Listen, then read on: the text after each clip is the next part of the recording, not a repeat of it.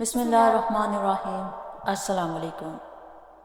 بنت ہوا چینل میں خوش آمدید۔ امید ہے آپ سب خیریت سے ہوں گے۔ آج کی ویڈیو میں ہم سلطنت عثمانیہ کی ثقافت اور ان کی خوبصورت روایات پر بات کریں گے۔ عثمانی ترکوں کی میزبانی کا انداز اور ان کی مہمان نوازی کی مثالیں ہمیں سکھاتی ہیں کہ کس طرح محبت، ادب اور احترام کے ساتھ ایک دوسرے کا خیال رکھا جاتا تھا۔ چلیے جانتے ہیں کہ عثمانی ترک مہمانوں کو کس طرح خوش آمدید کہتے تھے اور ان کے معاشرتی آداب کیا تھے۔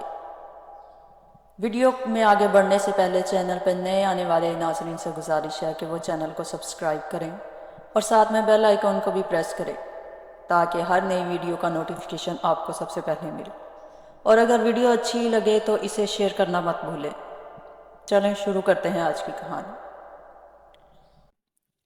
سلطنت عثمان۔ جب عثمانی ترکوں کے پاس کوئی مہمان آتا تو وہ ان کے سامنے قہوہ اور سادہ پانی پیش کرتے، اور اگر مہمان پانی کی طرف ہاتھ بڑھاتا تو وہ سمجھ جاتے کہ مہمان کو کھانے کی طلب ہے، تو پھر وہ بہترین کھانے کا انتظام کرتے تھے۔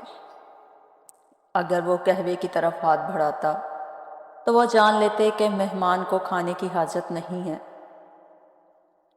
اسی طرح اگر کسی کے گھر کے باہر پیلے رنگ کے پھول رکھے نظر آتے تو اس کا مطلب یہ ہوتا ہے کہ اس گھر میں مریض موجود ہے، آپ اس مریض کی وجہ سے گھر کے باہر شور شرابہ نہ کریں اور عیادت کو آ سکتے ہیں۔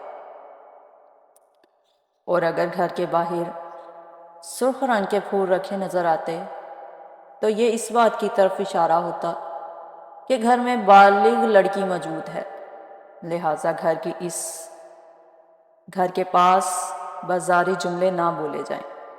اور اگر آپ پیغام نکاح لا سکتے ہیں یا لانا چاہتے ہیں تو خوش آمدید۔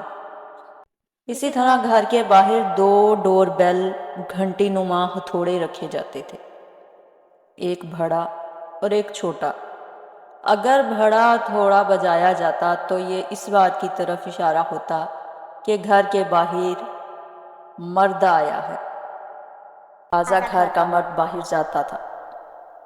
اور اگر چھوٹا ہتھوڑا بجتا تو معلوم ہوتا کہ باہر خاتون موجود ہے، لہٰذا اس کے استقبال کے لیے گھر کی خاتون دروازہ کھولتی تھی۔ عثمانی ترکوں کے صدقہ دینے کا انداز بھی کمال کا تھا کہ ان کے مالدار لوگ سبزی فروش یا دکانداروں کے پاس جا کر اپنے نام سے کھاتہ کھلوا لیتے تھے، اور جو بھی حاجت مند سبزی یا راشن لینے آتا تو دکاندار اس سے پیسہ لیے بغیر اناج اور سبزی دے دیتا تھا، یہ بتائے بغیر کہ اس کا پیسہ کون دے گا۔ کچھ وقت بعد وہ مالدار پیسہ ادا کر کے کھاتہ صاف کروا دیتا تھا۔